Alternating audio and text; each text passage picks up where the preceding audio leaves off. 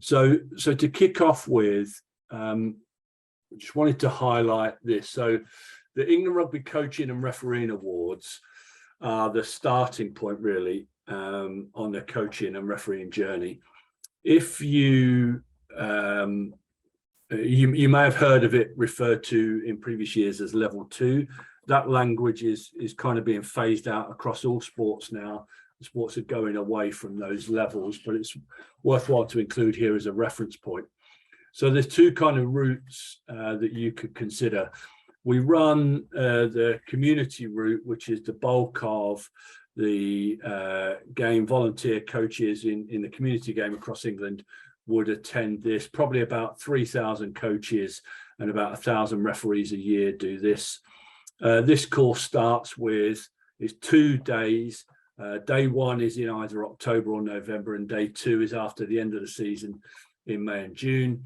On both of those days, you come along to the course, you work with a group, and you do some coaching or refereeing, and you're assessed there. Between those 2 days, you go away to your own coaching environment and you put some of that learning into practice. You get some tasks to do each month. There's a webinar to support you each month and a community of practice where you interact with other coaches to share ideas and with our staff to get some support. And like I said, you come back at the end of the season and do a final day. The reason why we offer another route for pro players is that experience tells us that it's been really difficult for the pro players to commit to those dates that are fixed in that community program, because often match days change. The days are usually at weekends. Training days might change if we try to run the midweek. Often people come on and are injured and they can't do anything on the course. So we've gone to this one-to-one route, which is why it's more expensive. On the community route, you work in a group with probably between 8 and 10 people to one tutor. Where it's the one-to-one route, obviously that takes a lot more resource to run that. So that makes it a bit more expensive. And the way that works, so these dates are kind of indicative, not fixed at the moment. We would decide when we put this one out to book in on this year. So we usually set up a month where we'll share the booking link with your RPA reps, and they'll share it with you. You have to complete a video that demonstrates you coaching a series of tasks. It works out at about a 45-minute video of you coaching.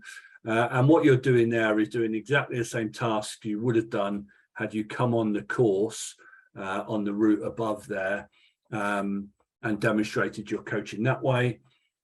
You complete an evidence log with some support. There's some e-learning resources that support you to complete that. And then you submit the video and the evidence log to your tutor for assessment, and you organize then a meeting, usually a Zoom or a Teams call. It takes about an hour. The tutor will have read your evidence log, will have looked at your video, and then it's a conversation just to talk through the video, talk through some aspects of coaching or refereeing practice, to determine if you've met all the same standards you would have if you'd come on the course proper. One of the challenges about this route is obviously it's down to you to get everything done. You're not having it given to you like you would on a course. So we probably saw in the last year of offering this route, probably seen about 25% of players not complete it. I think part of that as well is it requires you to be actively coaching. So some people have tried to do it by just asking if they can go to a club or a school and do this session, and it doesn't really work out that way. So we really encourage you to have an active coaching role to be able to participate in these courses. One of the other reasons why we allow pro players to do it in this way as well is you obviously come to this with a level of technical and tactical knowledge through your job that the vast majority of people who come on the community route won't have. So the focus is very much, you understand, so the coaching that you would have to do, you would have to demonstrate how to safely and effectively coach the tackle, coach the scrum, coach the tackle area, and then coach a game. You'll come to that with all that knowledge, but it's how you apply that knowledge and how you demonstrate your coaching skills, your coaching methodology that we're looking for there. So having a coaching role really helps with that. So that, having this course is a prerequisite to doing the next one, which we used to call level 3, is now called the Advanced Coaching Award, and there is an Advanced Match Official Award as well. So if you look at the pink boxes on there, that's the route for the pro players. So again, in the community, you do a day in July or August, a day in November, a day in February or March, and then a day in April or May. With the pro players course, we do that in 3 days as a residential during the off season. Again, so that doesn't clash with your playing or training commitments. Then everyone, regardless of the route, will do the same. You'll get allocated a mentor to work with you through the season. You do at least 5 face-to-face observations. There's video assessments, there's e-learning, and there's webinars that form a part of it. The prerequisites are that you've done the previous award, the coaching award, or you might have done level 2 a few years ago, some of you. You have to take part in a webinar later in the season, and we send you the link to take part in that. And that will just be an on-demand one that you can watch in your own time. And you have to have an active coaching role in England.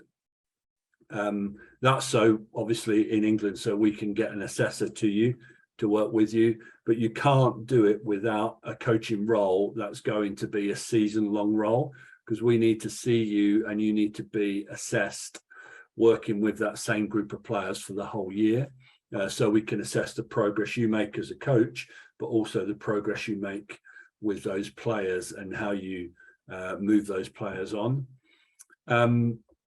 Some people, some recently retired players choose to do the community route. So that is open to you if you want, but the majority, and we probably get between 20 and 30 each year now doing the course, choose the pro route as it is on there.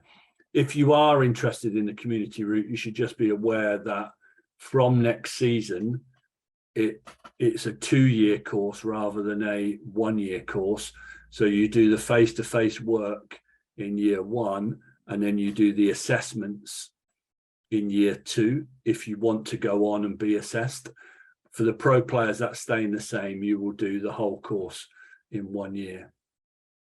Now, one of the things I mentioned a couple of times is about having an active coaching role.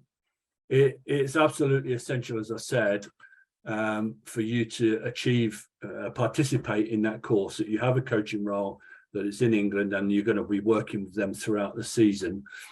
One of the other elements of that is this doesn't have to be like with adults, or it doesn't have to be in the pro game. It can be with any group. So it can be with youth players. So you might be coaching in a school. It could be in a university. It could be in a community club. It could be in a talent development setting, or it could be with a pro setting. You would just have to tell us that, and you would get assessed. There's a set of standard competencies that you have to demonstrate, and then there's a set of specific competencies to that domain that you're working in. Now, what that means then is in future years, should you wish to, let's say you move domain, so you'd been coaching in a school, and you then looked to get a role perhaps in an academy, you could do a bolt-on that will focus on how to coach in a talent development setting. So that's coming down the line if that would be something that's of interest to you. But one of the other really important things about this is it's for you coming to it as a professional player with that level of tactical knowledge that you have. You're highly knowledgeable in that area of the game, but very often, because of the nature of where you are in your career, you're a novice coach. So you'll have been exposed to lots of coaching, but very often the people who come onto the course, the pro players who come onto the course, haven't actually done a great deal of coaching themselves. So our advice is very much, if you are looking at coaching as a career, what you don't want to do is move into your first job as a coach, as a novice coach. So what we really encourage you to do is, if coaching is the career path that you want to go down, we encourage you to start your coaching maybe 3-4 years before you're thinking about retiring as a player, so you can develop that your own style, learn about how to coach, develop your methodology, make all your mistakes in a setting that is not high profile, because then when an opportunity comes up for you in a professional coaching role, you'll be in a more established coach and will understand yourself and how to coach a lot better. Trying to learn your craft as a novice coach in a high pressure setting in a professional role is very, very demanding. And I'm sure you can all think of examples of players who've gone into coaching roles straight away in a high performance environment and have struggled. So we see a lot of coaches now. If I'm thinking about the cohort that just went through last season, lots of them were working in a community setting where there wasn't a great deal of pressure on them, and using that as an opportunity to learn their craft as a coach before then looking at it as a career. Again, if you are thinking of it as a career, just think about the number of professional coaching roles there are in the country is quite limited. They're all currently filled. So you're relying on people leaving those positions, and then it's a hugely competitive job market. So again, having some experience under your belt as a coach, as well as your experience as a player, will be a big bonus for you. And then the next level beyond that is our Performance Coaching Award. So this is for people, you must have the Advanced Coaching Award to do this. This is for people already in coaching roles, people in performance settings. So if you were coaching at a Premiership club, AP15s women's club, Championship club, or on the international performance pathway or in an international role, this course would be appropriate for you. It's an application course, so you have to apply and be accepted onto it. So it's not just an automatic given that you would get onto this course, but this really focuses on leadership and coaching in a high performance environment. And then the final thing I just wanted to flag, lots of, quite a number of former players look to roles in schools, very often independent schools. Again, that's becoming a very competitive market. Independent schools will often employ a head of rugby or a director of rugby who's got not only a coaching responsibility, but a management and leadership responsibility for the rugby program in those schools. So the director of rugby course runs each year.